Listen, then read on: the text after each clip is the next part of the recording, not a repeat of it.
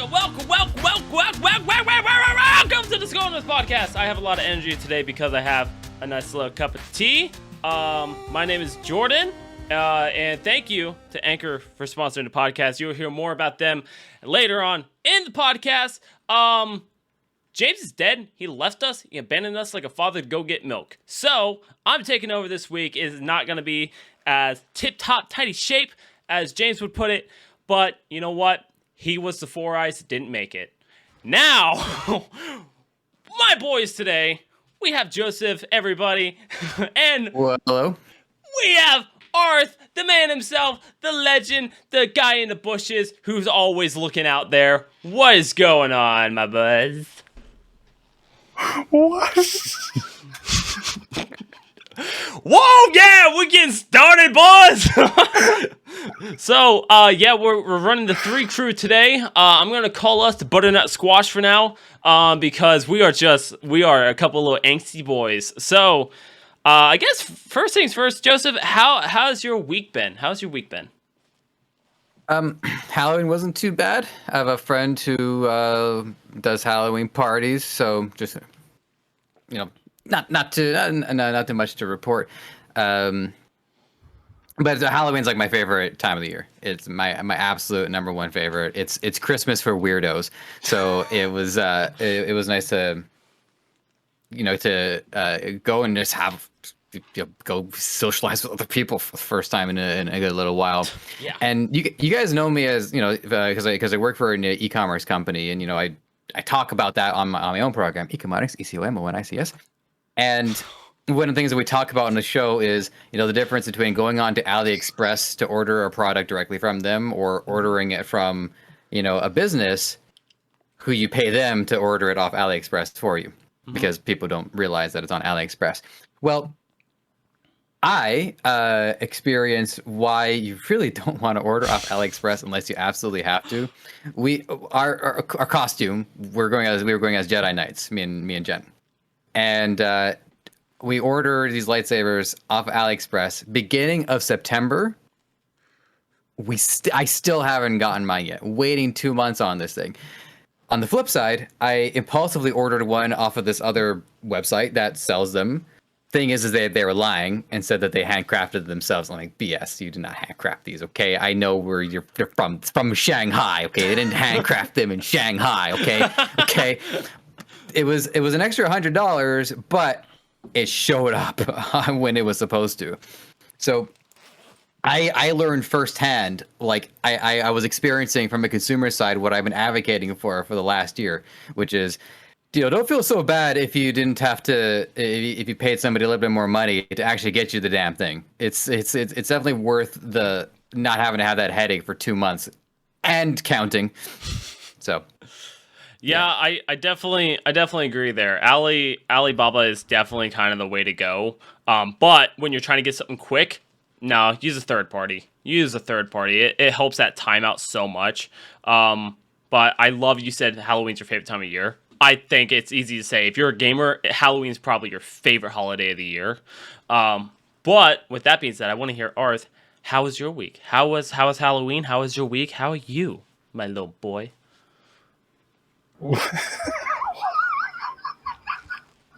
I just love how every time you reference me, you say something like that, and then you just crack up.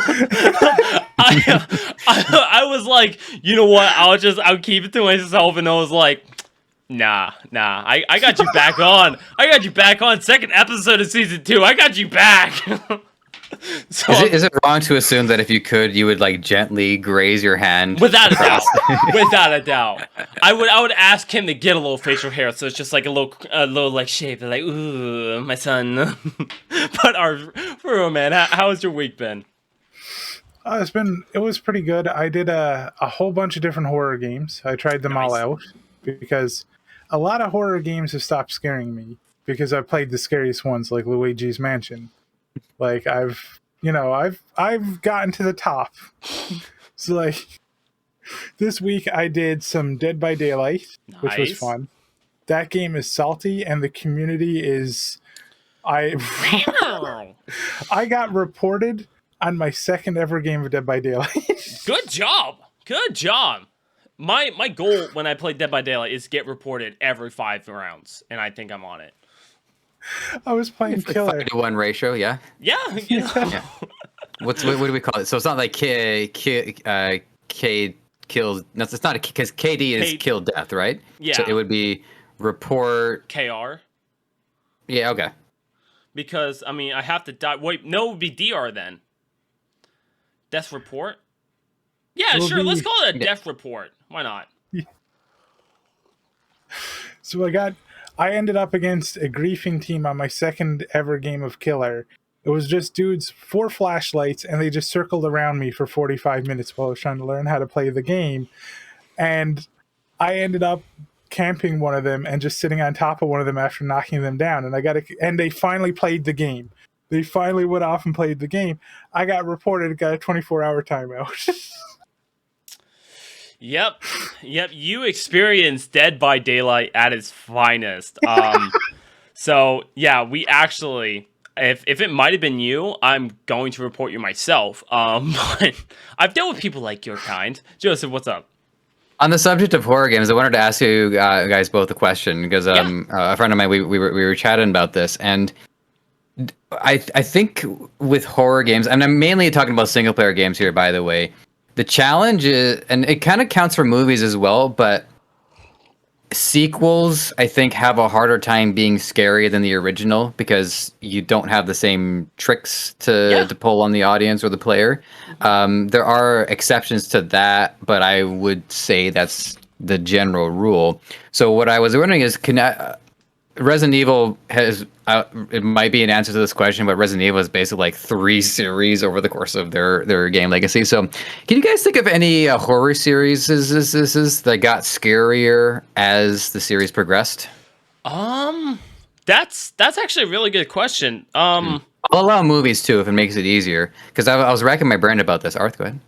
I have 2 answers. Only one correct. Okay.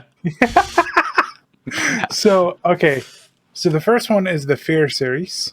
Every single person who's recommended me that game has said that 1 starts off okay, 2 gets scarier, 3 starts to get more terrifying, and then the writers start taking drugs and it just goes off the rails. So they start taking drugs. So they didn't start it with the drugs. They just, after so long, they said, guys, shoot me up, baby. They were just like, I'm over. Here, okay. The other one, I don't know if this counts, but I played through Alien Isolation on normal difficulty, and I was hanging out behind the alien going like, hey, and like following it down halls, and this thing never saw me. So I played through, and it wasn't all that scary. Started another playthrough as of last week on nightmare difficulty, and this alien is literally killing me every 10 seconds. It's like a nightmare. I open up a door, it's behind the door. I reload, go to the door, it's not there, it's actually behind me.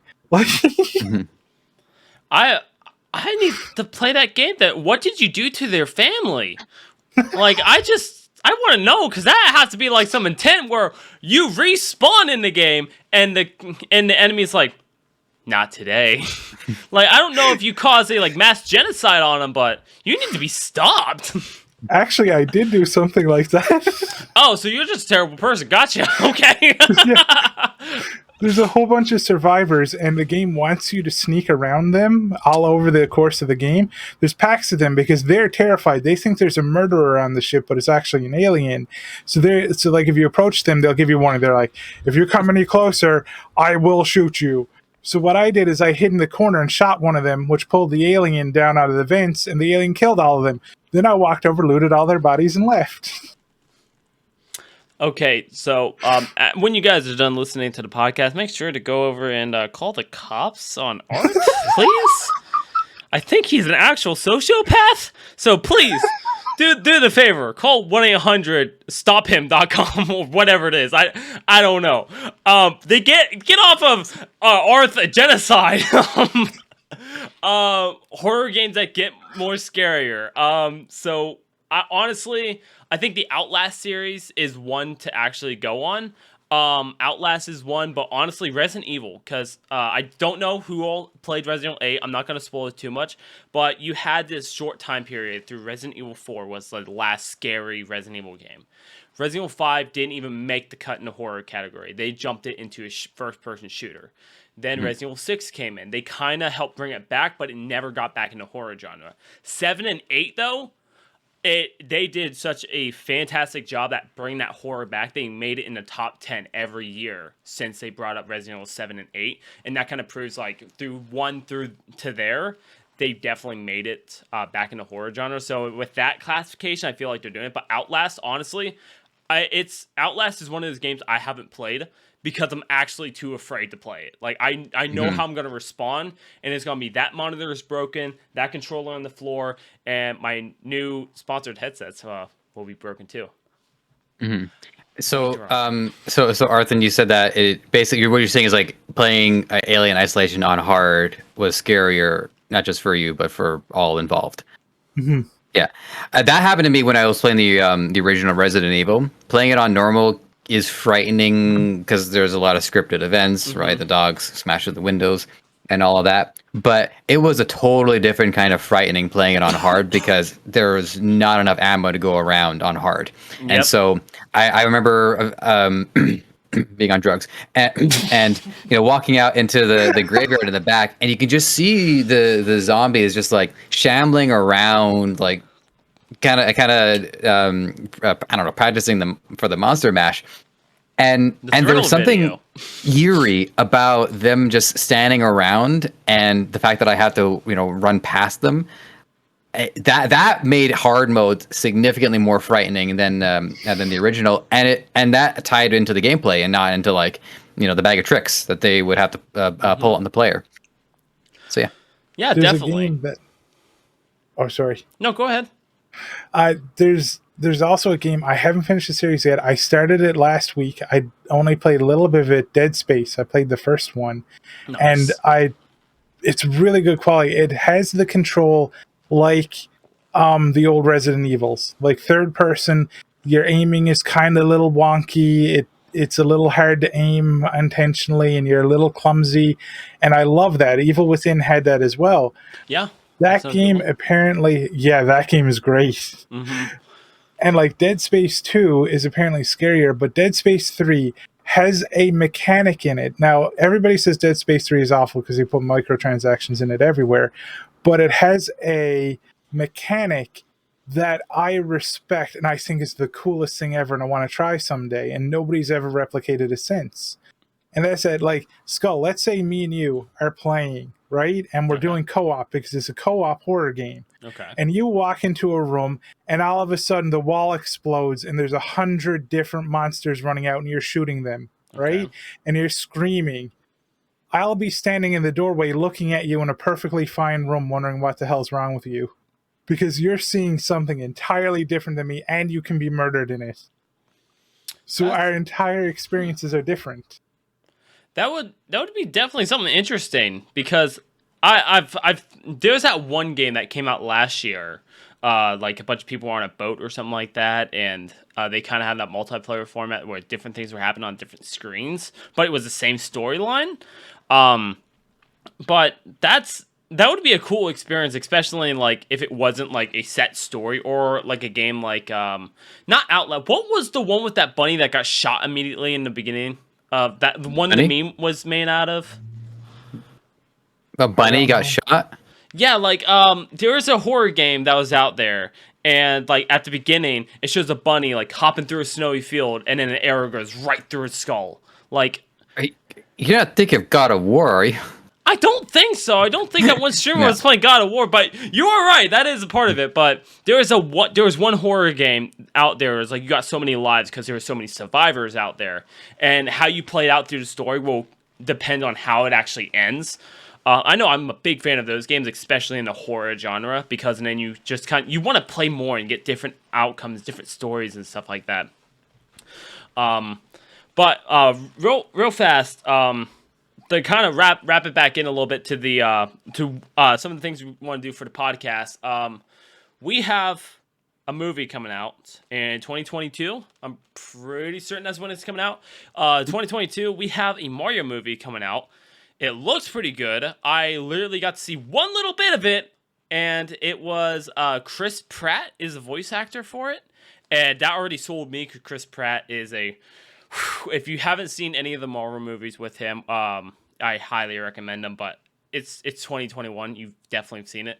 But I don't know much about the Mario movie because I'm not actually a big Mario fan. I'm more of a like Legend of Zelda kind of person.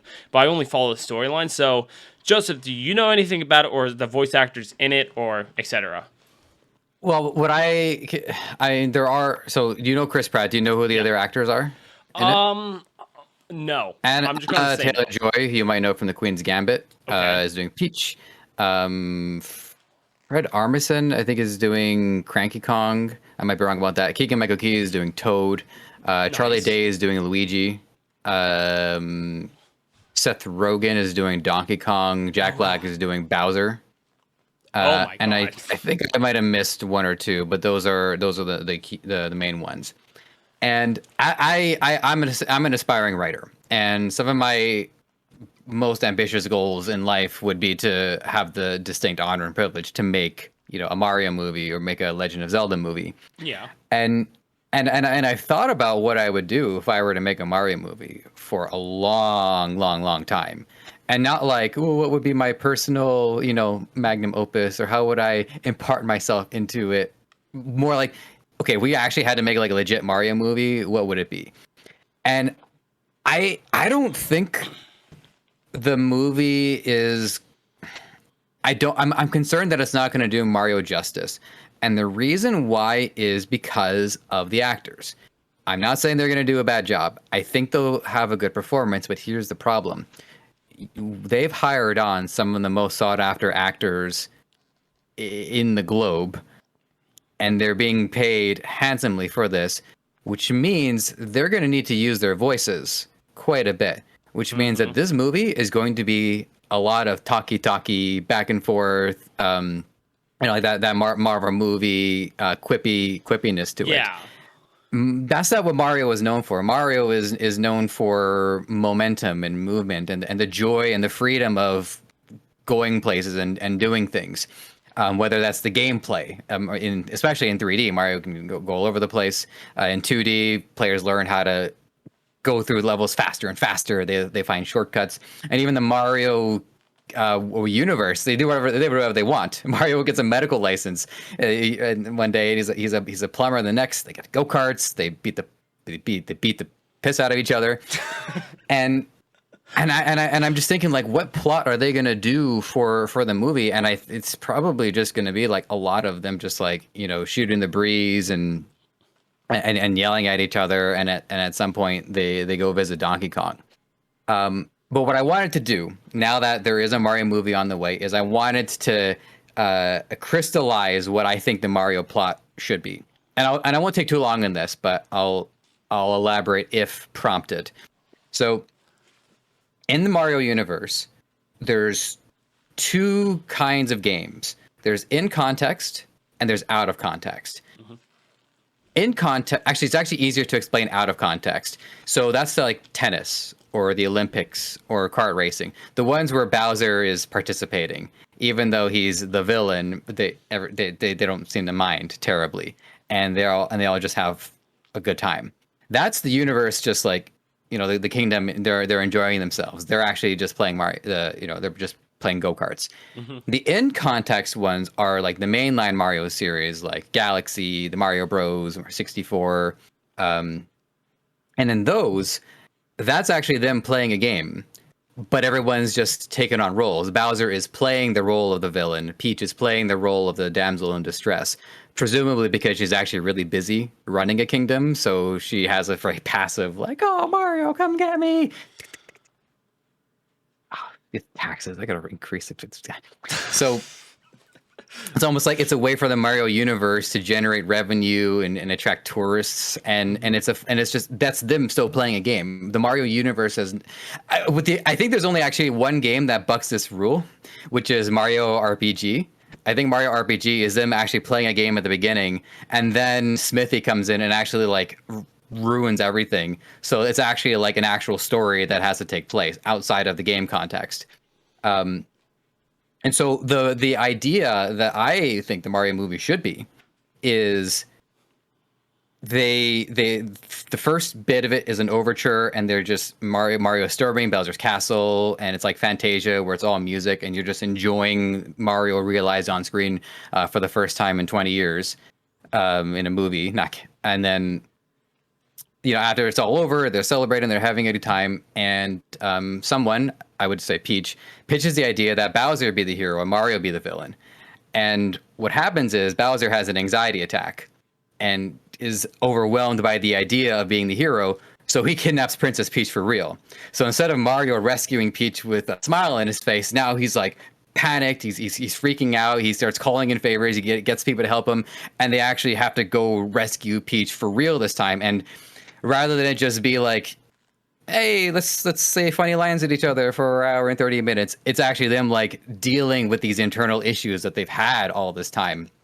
And coming to terms with like their roles and what it is that people expect of them. So, spoiler: Princess Peach gets rescued, but even she's at fault. Like she starts admitting some of her own problems. Like, Bowser, I think I might have enabled you a little bit about this. So, again, this is me like struggling not to elaborate because I don't want to take the whole podcast up talking about this. I've only spent the last 10 years thinking about it. But I think if I'm going to sit down and watch that Mario movie, it's probably just going to be like, like a straight comedy. I'd like to be proven wrong, but I also wanted to get my idea out there in case I'm right, which I give a 36.33, repeating, of course, percentage of being right. So what I'm expecting to come out of this Mario movie, especially because of all the comedians they have in there, because of all the comedians, I'm expecting it to be exactly what everyone's thinking.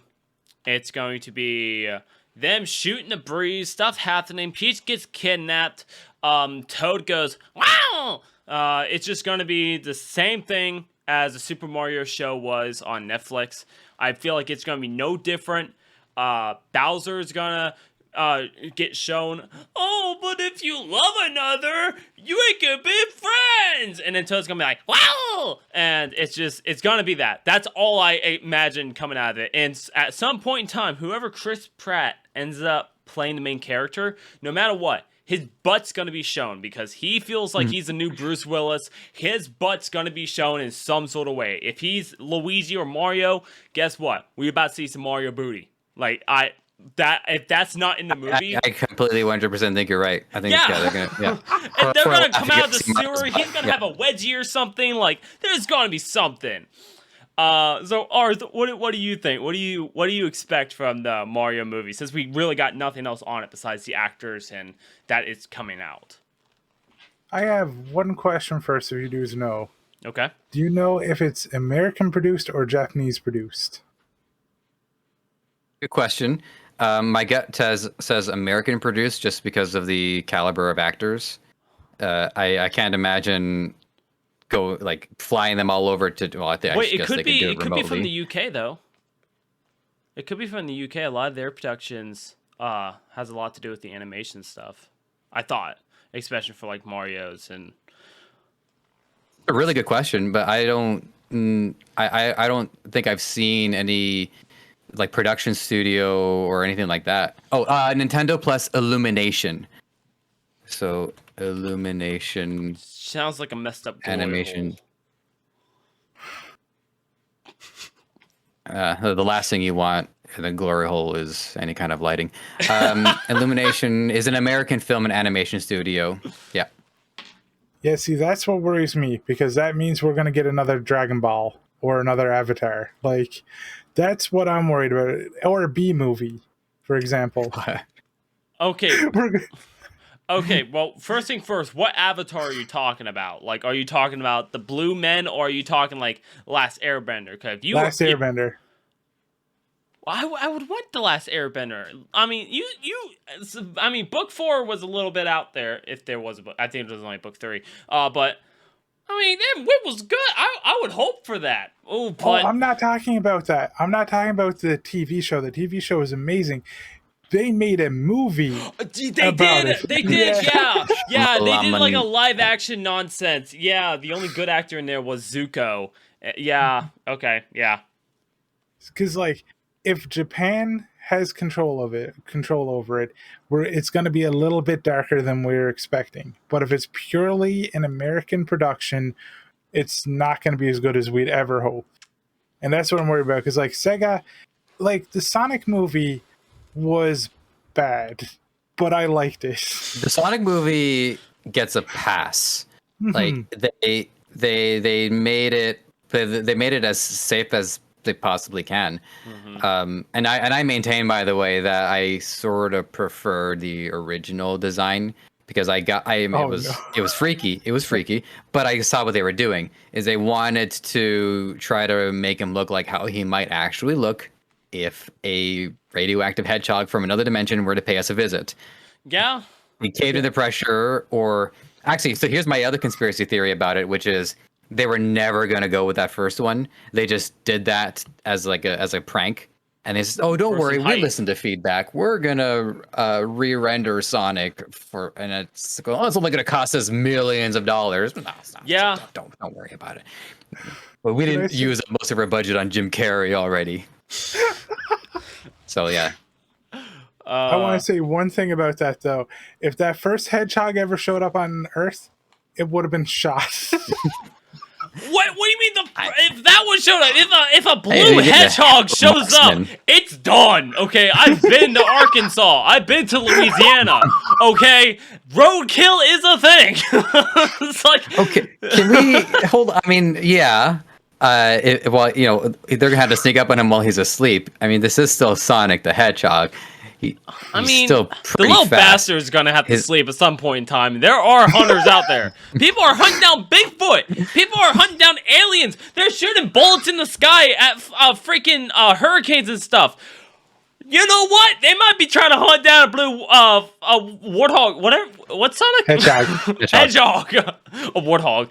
They might be trying to hunt down a blue little hedgehog. I mean, we don't know. But no matter what, if I see a blue hedgehog just all of a sudden go walking around, it better be faster than a bullet. It's like, I want to know what a hedgehog tastes like. God, what a day that would be. Just you shoot him, the bullet hits, and then a bunch of rings just start flying all over him. Oh my God! He's watching this. He's right around like a meth addict, like, oh no, my rings! I gotta get my fix. That, you know what? I want to see that version of the hedgehog. I want to see that one where he comes down and he's like, "Hi, I'm your friend," and it's just BAM! Like the Harry Potter movie would have been so much different if they just brought an AK-47. Okay, like. Did you see that? Oh, sorry. You go ahead. Sorry, I just realized something. The Mario movie might not even be in like full 3D. It might be like a 3D live action hybrid. That's what I thought they were gonna do.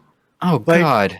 Yeah, like Chris Pratt being Mario was just a Mario mustache. That's what I thought they were gonna do. And if they do that, I will sue the company.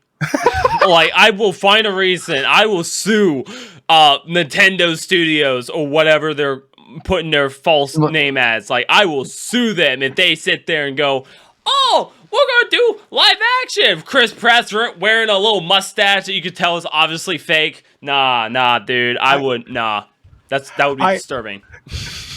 I have one counter to that will make you change your mind. Doubt it. Okay. In that scenario, Jack Black also plays Bowsette. Set. Okay. That would change my mind. Okay, that would change my mind. We talked about it in the last episode of the podcast with Jack Black being in the D&D stuff on what was it? Not E3, but X3 or Yeah, just keep picking a letter and a number for the keyboard and you'll get it. ABCDEXD3. There we go. Let's just call it that. We talked about it last week about Jack Black being in one of the new shows coming up. and he's gonna be doing the D&D side. And we're like, yeah, that'd be awesome. So I'm a big Jack Black fan ever since School of Rock, I think what it was. Yeah, I've been a big fan of his. But Chris Pratt though is the bigger reason why I want to see the Mario. But if they do it like live action style, I feel like they're gonna fight a battle that will literally lose. Because So when I saw live action, I saw like 3D rendered. The characters are 3D rendered, Mario, Peach, and all that. But they go through a warp pipe, and they end up in the real world. That's more. That's what I just realized could happen, and I find that haunting. See, I don't want that. Like, I think of animate. I think it has to be animated, like not 3D effects and stuff. I think it has to be an animated movie. And they like the new SpongeBob movie that came out earlier this year, or towards the end of last year. Like that was animated. Yeah. You know, that's kind of how I see the Mario movie, at least what it should be. And I feel like it would be better for their younger audience, because a lot of people know Mario for Mario Kart. Like that's disturbing already. They don't know about Super Mario 64. They don't know any of that stuff. So Yeah. There are so many videos on YouTube about Wet Dry World, and it makes me very happy. I can spend a day just watching like Wet Dry World theory videos. So just to bring this back to the studio, which is Illumination. Okay. So Despicable Me, Minions, Sing, Dr. Seuss's The Grinch. These have all been full 3D rendered movies. So that's the strongest contender by far.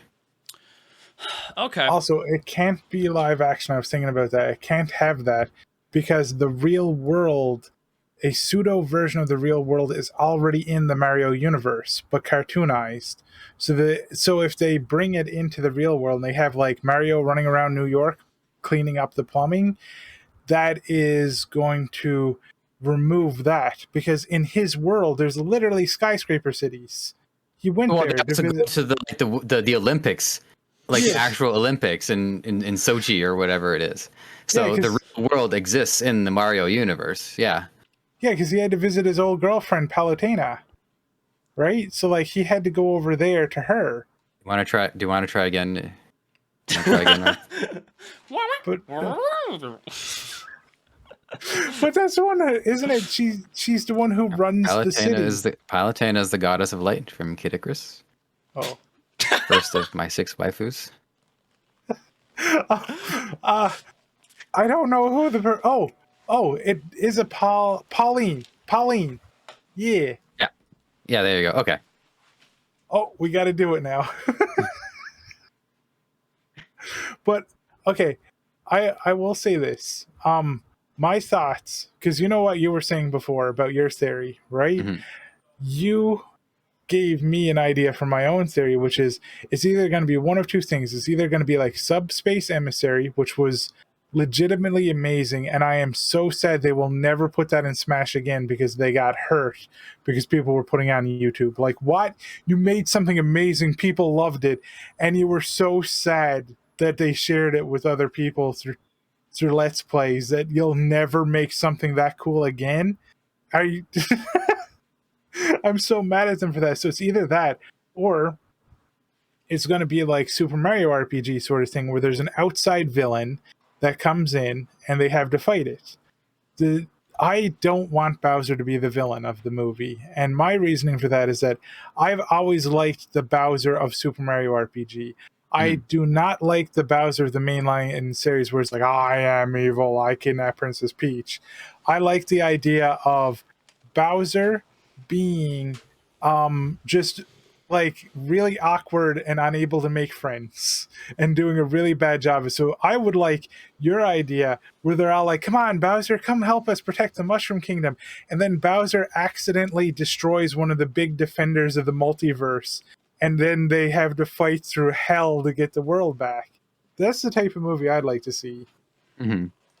Yeah, just to comment on your point about Subspace Emissary, I think for him, it just in particular, those cutscenes were a reward for gameplay, and so he was disappointed because people didn't get that. To him, they didn't earn it. He wanted people to play through it so they can see that. It is short-sighted, though. I will say it is still better to enjoy that. But I do understand where he's coming from.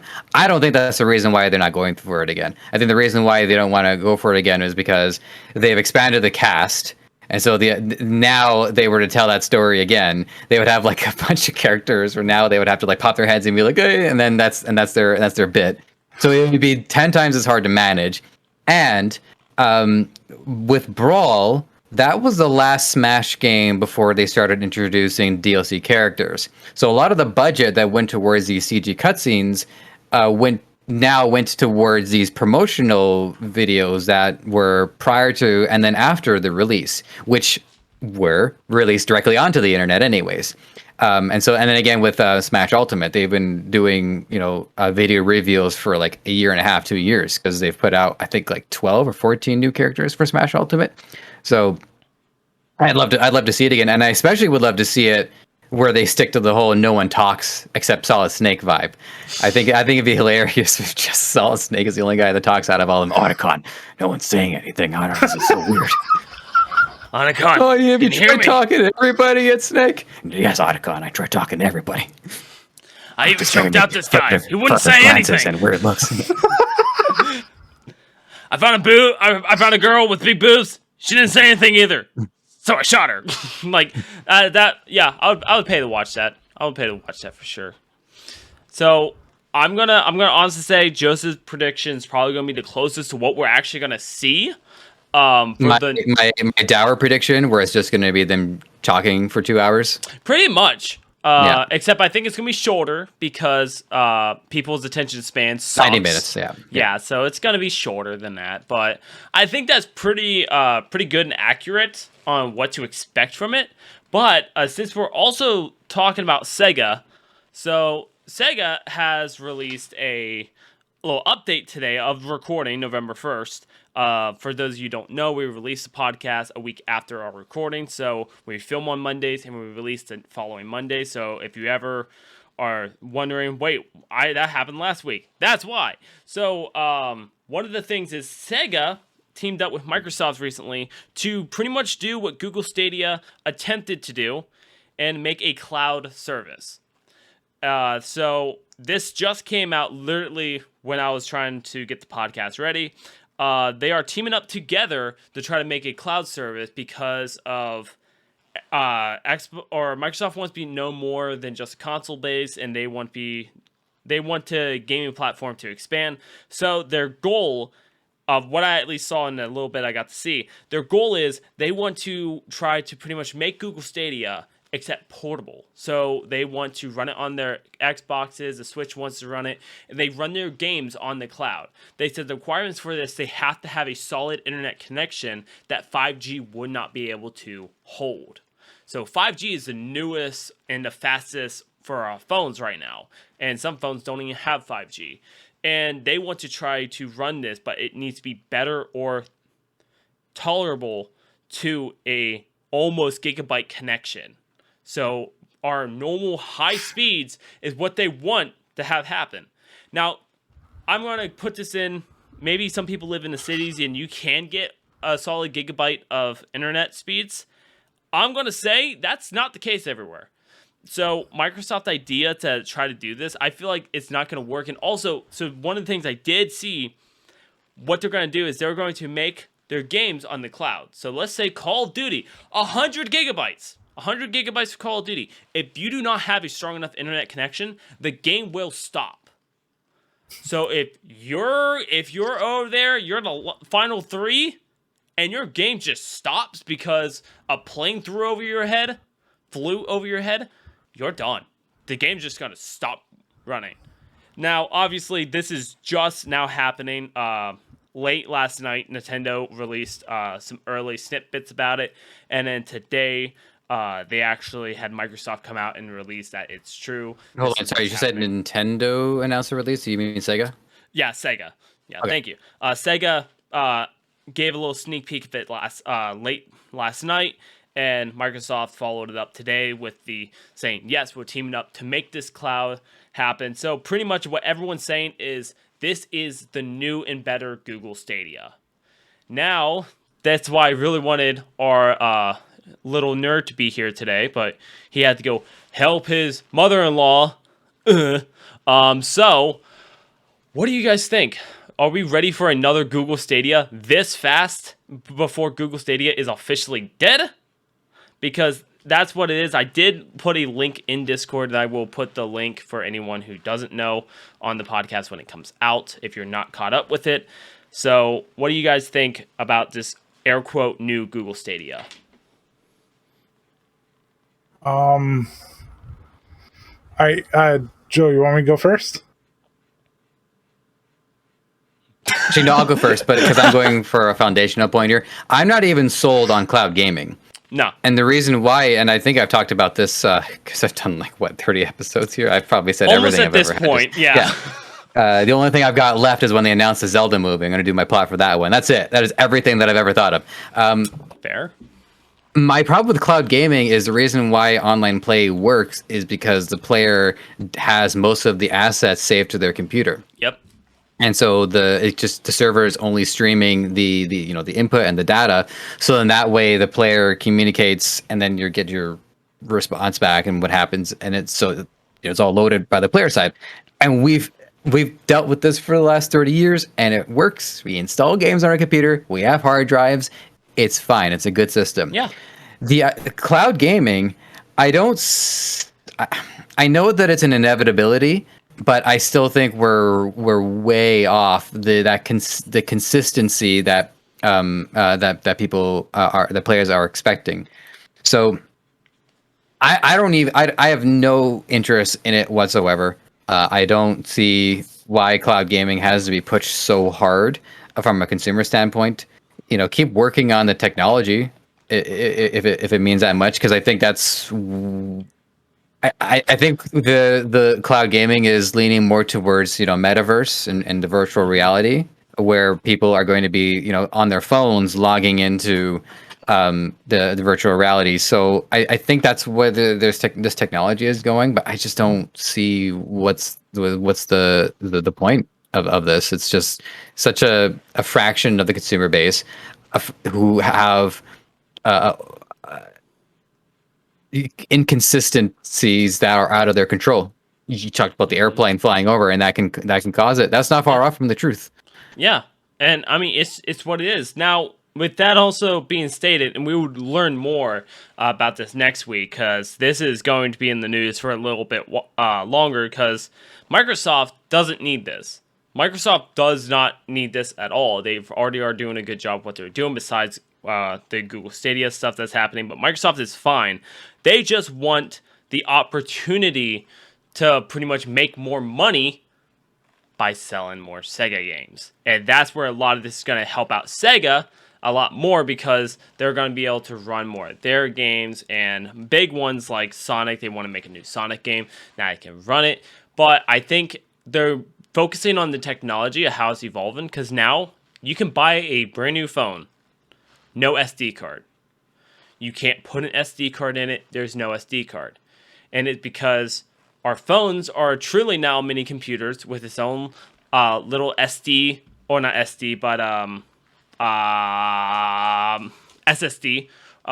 Has their own SSD cards that are faster and more capable of doing this stuff. And I think they're focusing more on the technology of what we have now, but I don't think it's ready. I think if they launch this way too soon, they're going to see a Google Stadia incident, and it's just going to die and crash really hard, because right now, not a lot of consumers can actually play games on their phones still, because they're expensive.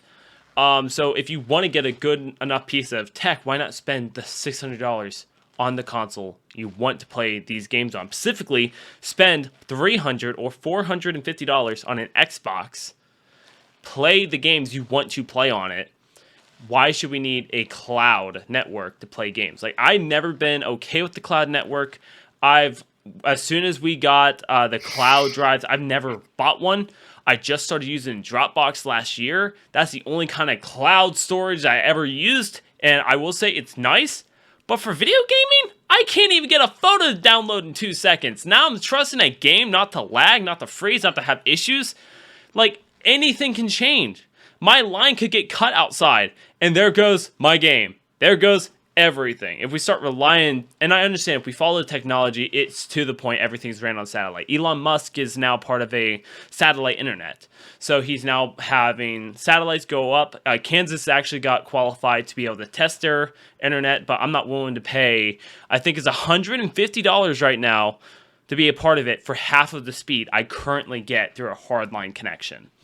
But it's what I see on it. I just don't think it's worth it to try this quick. Google Stadia pretty much just announced that they're done. The people are moving out of the project. The big leaders of Google Stadia are moving to separate departments, moving to separate areas. They're splitting away from Google Stadia. Maybe they have bigger plans for it, but at this moment in time, for anyone, it looks like it's truly dissipating right now. And then literally about 3 days later, Microsoft and Sega announced, we're doing it again. We're gonna do what Google couldn't. We're gonna sit there and get this going. Like, it doesn't make logical sense to me on why they would do it, unless if they have something up their sleeve, or we have another Facebook MySpace situation. For the young kids out there, MySpace was around before Facebook, and Farmville was amazing. But I mean, I kind of feel like we're just gonna see the same thing repeats. Except we might get a little bit upside when it comes down to, did Microsoft make a phone? Yep. The Zune, I think it was. Oh no, wait, that was their music thing.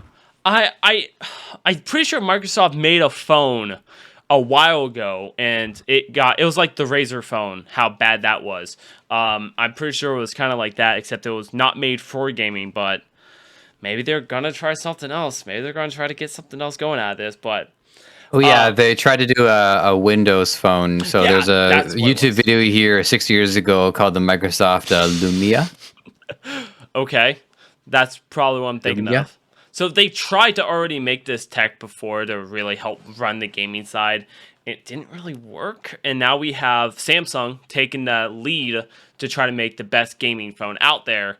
That I will admit, I played Call of Duty Mobile on my phone. It's not bad. I can't wait to play new Battlefield on it. I want to really test the limits of what the phone can do and what the battery life can actually withstand. So that would be a fun test to do later on. But right now, I don't think it's the time. Until we remove hard drives, until we get rid of the words hard drive, we need to not think about cloud storage for our games, for all that. We shouldn't be worried about it until we remove the hard drive that has a super low speed. We just need to focus on what we have now and just better our tech instead of, and we still have the chip shortage, so we just need to better our tech for what we got. I don't know when is that ending. Like Wait, we're out of lays? we still have the chip shortage, and I just want it to be over. I want to be able to get a new graphics card. That'd be great. I would like Arth to be able to have a computer that doesn't blow up every 5 seconds. That would be great. If Canada ever blows up, I know who to call. I'm gonna be like the guys. Hey, I'm calling about your card's extended warranty, except it's your computer. Hey, I'm here to call. Is that thing still kicking? I heard an earthquake. Wanted to make sure it was good. But yeah. So those were the two biggest things. But yeah. So Sega, Microsoft, and the Sonic movie that Sega's involved in. Yes, Arth. I disagree with both of you. Okay, I just Papa wanted to John's, know. tell me why. Okay, well, I disagree. I agree with you 100% on the internet infrastructure throughout North America. It's awful. In Europe, genuinely pretty amazing in most places. Yeah. In North America, really awful. I also there's one thing I want to say on an off topic before I get into disagreeing. Yeah, you're good. Do you have anything else you wanted to say on Subspace Emissary, by the way? Did you have anything you just wanted to make sure, just in case you have anything you wanted to say about that, too. And I'm not trying to be sarcastic either. I'm like, wait a minute, I wonder if Arth had anything left to say about Subspace Emissary. No, I was going to say something back to you about that, but I forgot. Fuck off. It's been a while. Sorry, I'm old. I'm senile. So No, I'm just sorry that yeah. No, it's fine. It's absolutely fine. My brain is just not as good anymore. So I remember a long time ago looking at a bunch of different videos about the fall of Sega. And I remember seeing that the president of that company was after saying, of Sega, while it was falling, said that they tried to make deals with Microsoft, and Microsoft kind of stabbed them in the back to make the Xbox. And their company fell apart because of it. And now all of a sudden it's like, hey, Microsoft's our friend. We're going to make something together. It's so weird how when money is involved, literally people forget the betrayals. They forget what they've done to each other. I think it's more the rotation. I think it's more of like different people become in charge and it's just a different rotation. And then now people are looking at going, hey, I know what happened a while ago. Let's get over it. Let's make something happen from this. Because I know Microsoft in Japan, they're really hoping that this kind of ups things over there. But Sega, though, I mean, what was the last Sega console? They made a console. Dreamcast. Dreamcast. It was Dreamcast, yeah. That was a while ago. So maybe this can really help Sega get back on their feet a little bit. So True. What else were you going to say about it? So here's the thing. I have had experience with my community with multiple people who do not have computers that are good enough to handle the things we're doing as a community. Like, for example, Minecraft. You would not believe this, but Minecraft murders your RAM and your CPU. Yep. No, I do. Yeah, absolutely believe 100%. That. And modded Minecraft, I couldn't even stream on my computer, even though my computer's cursed, right? Because it killed it. But through some of, I think it was NVIDIA Shield, that came out. It's a streaming service. Nobody was talking about it, but it gave 100% perfect results to every single person in my community who used it for Ark, for Minecraft. There were people playing on their phones in some instances that were playing on the servers, and they were okay at playing from that, from doing that from their service, because they didn't have to, have the power, and computers are really expensive to get into. Like you said, there's a chip shortage. Yeah. Right? So like it's a really nice way to supplement it. And from my experience through all of those people connecting in to those servers that we were hosting, it worked. Not a single one of them complained, even after I recommended it to them. But what is causing the problems is not the lack of infrastructure. It's not the lack of trust of video gamers. It is corporate greed, 100%. Yep. Because you look at what happened to NVIDIA's streaming service. Literally, I think it was a year and a half ago, they were like, hey, we really like, everybody coming in and playing our service. This is awesome. We're going to expand and expand and expand. And literally the next month, they're like, excuse me, everybody. EA, Ubisoft, and Blizzard, and everybody are pulling their games off of our service as of next month. And then you see the news article that says, oh, we're going to bring them back, but they're getting a larger share of the revenue on only some of the games, not all of the games. Because those companies wanted a bigger piece of the pie, they're segregating all the games through all of the services. Like, for example, Stadia Stadia got Orcs Must Die 3, I think. I think they got the exclusive on that for a bit.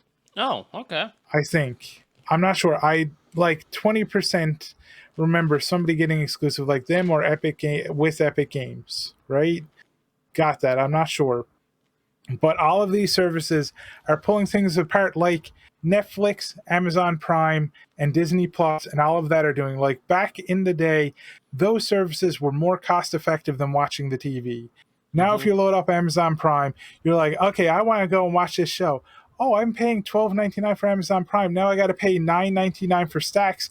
Oh, I got to pay $12.99 more for HBO. Oh, I got to pay another $40 for this. Like, it's getting pulled apart. And so long as that happens, they can't work.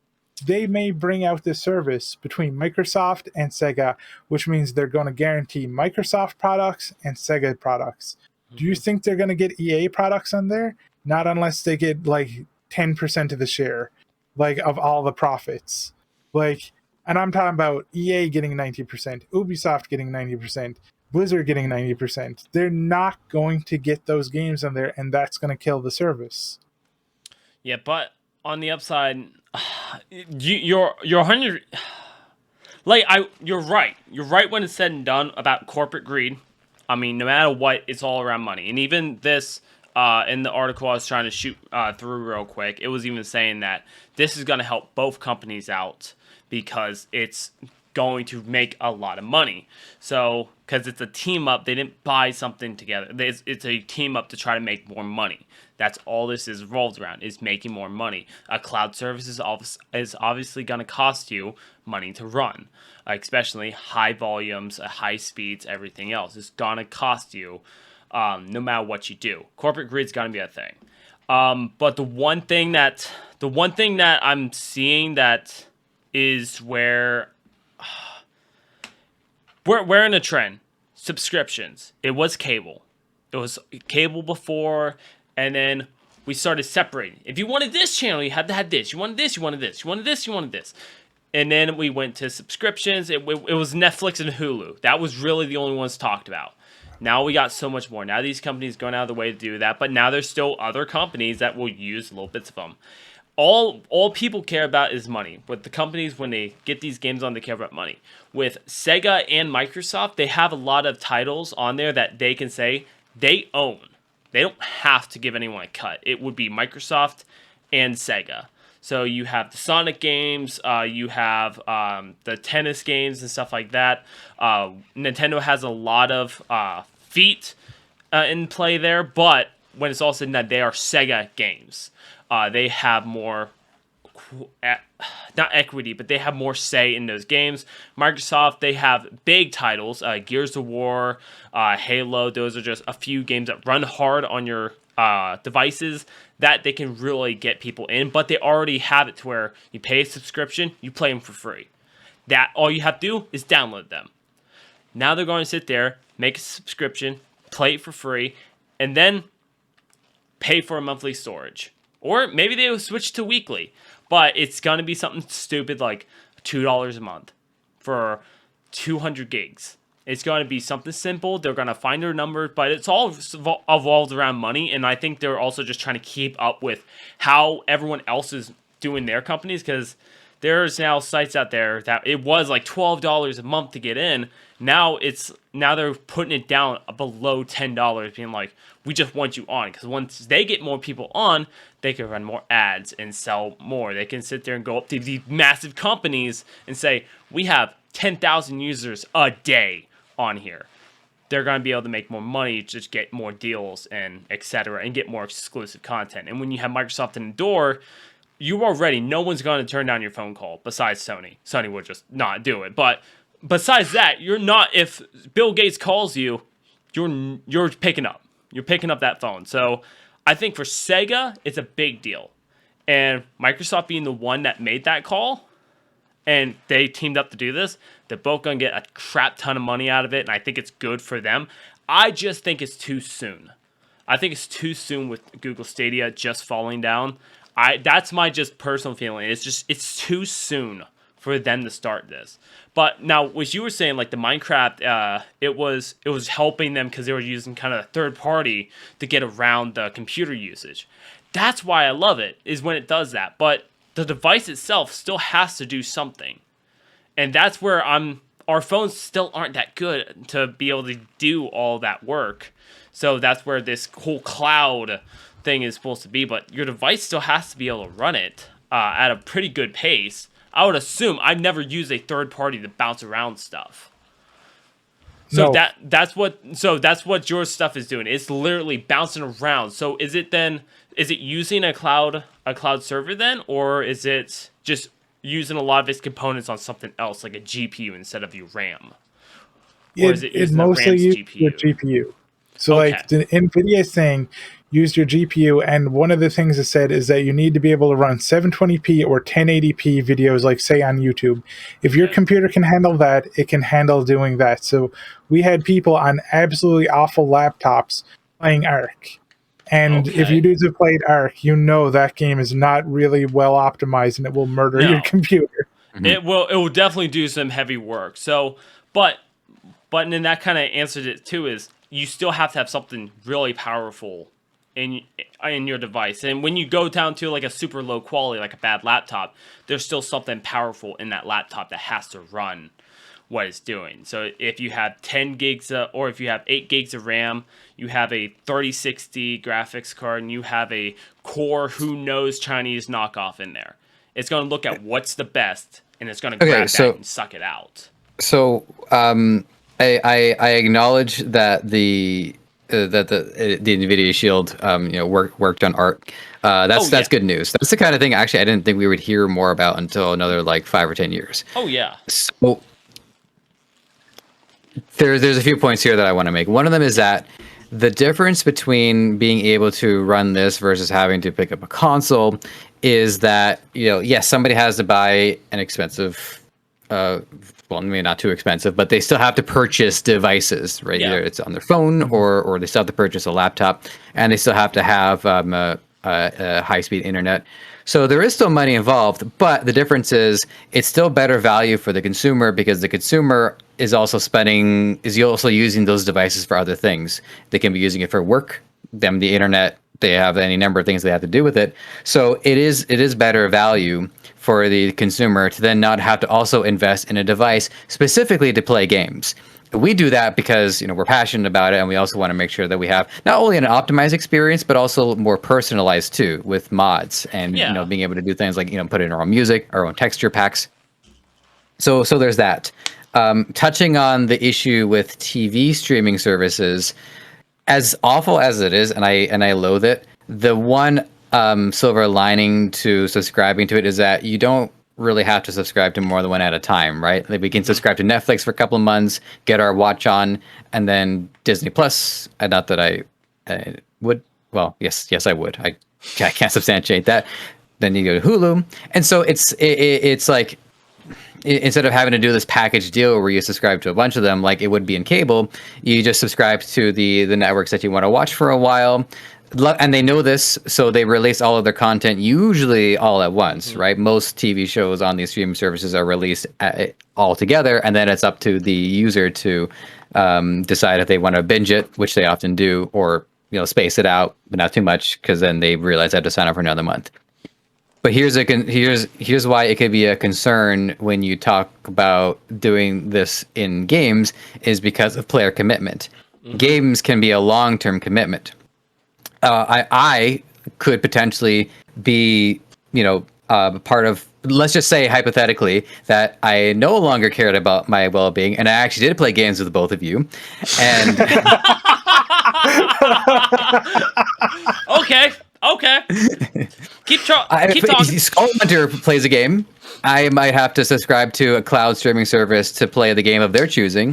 And then, I join arth for Arc, and that might be on a different service, which means I have to pay for that service now. And then, I have my, our friends, from my local friends, if they want to do something online, they might pick a whole other game. Next thing I know, I'm committing to several streaming services all at once in order to keep up with all of my commitments. Mm-hmm. So either I have to commit less, which I did, or I have to pay like $50, $60 a month in order to keep up with all of this. And that's a problem that I can see, is that the more invested somebody is in gaming, the more this is going to harm them in order to keep up with all the people that they want to play with.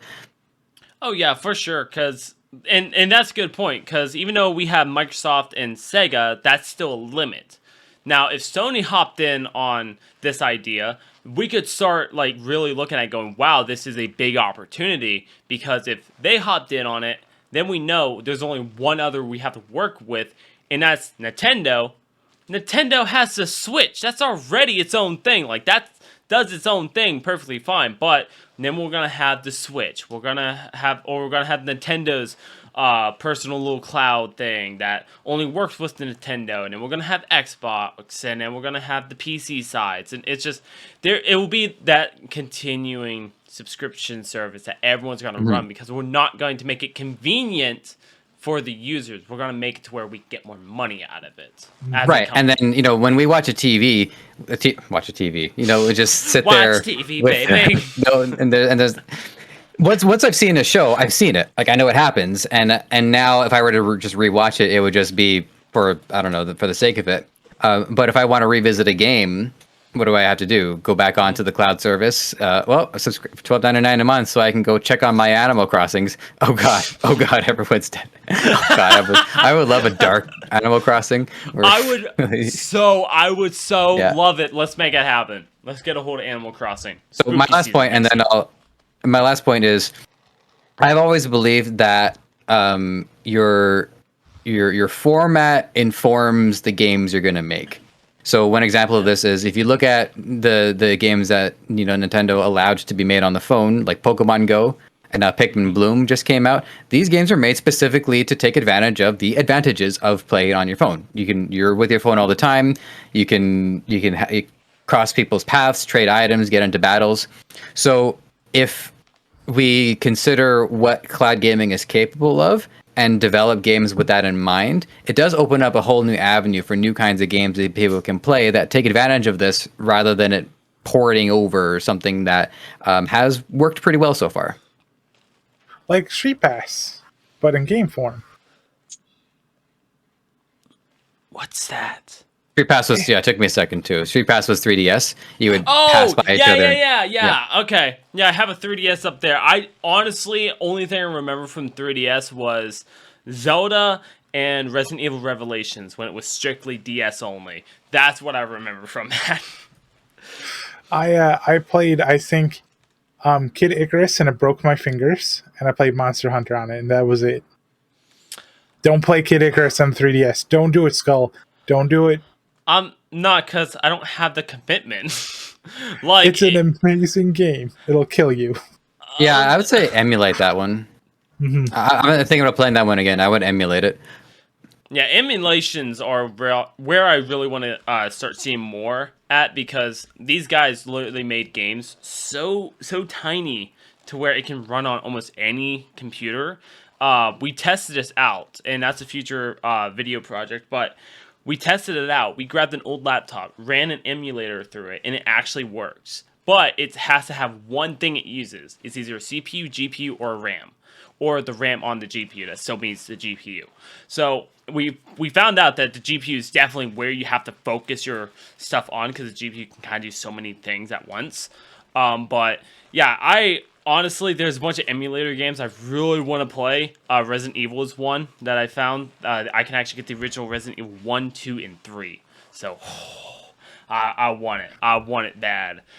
So the last thing I wanted to talk about, Windows 11. Windows 11 is officially out, but we will have to get rid of Windows 10 at the end of next year at October 3rd, I think it said. October 3rd, 2022. Yes. So there's still time. Windows 11, though, you have to have good requirements on your PC to run it. So my computer can't do it. So arth streaming career is over. Yep. until the chip shortage fixes itself. So reason I bring this up is because we're talking about the cloud issues and stuff like that, but we're not talking about what our softwares are doing to this moment in time. Like, we have Windows 11. Windows controls everything on, unless if you're using Linux.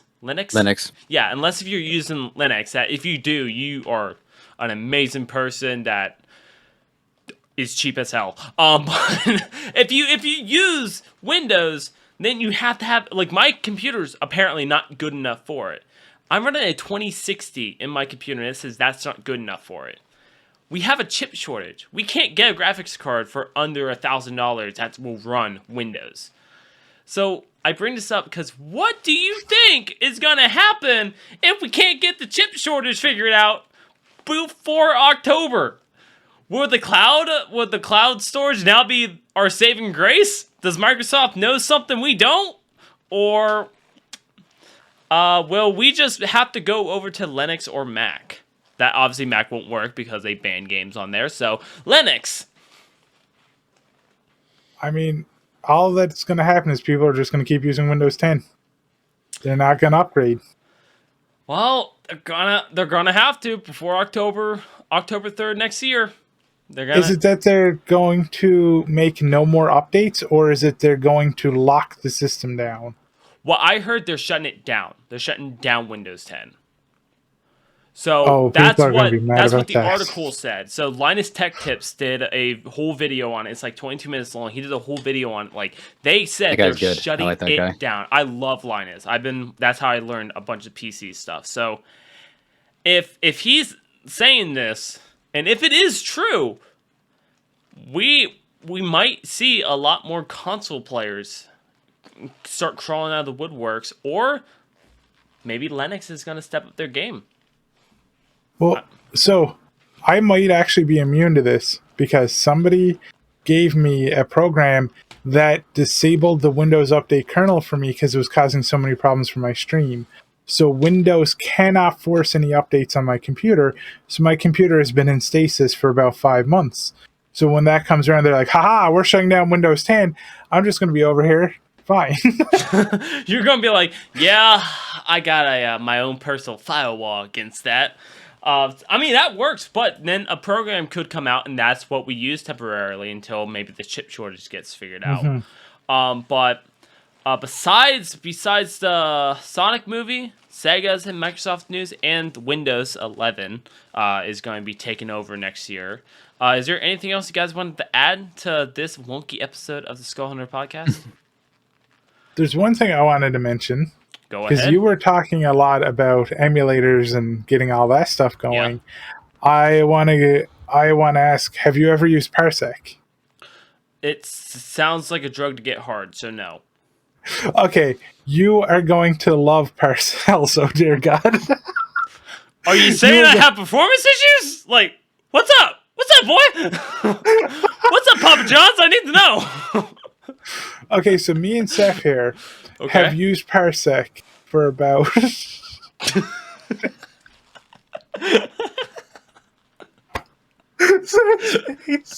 can't.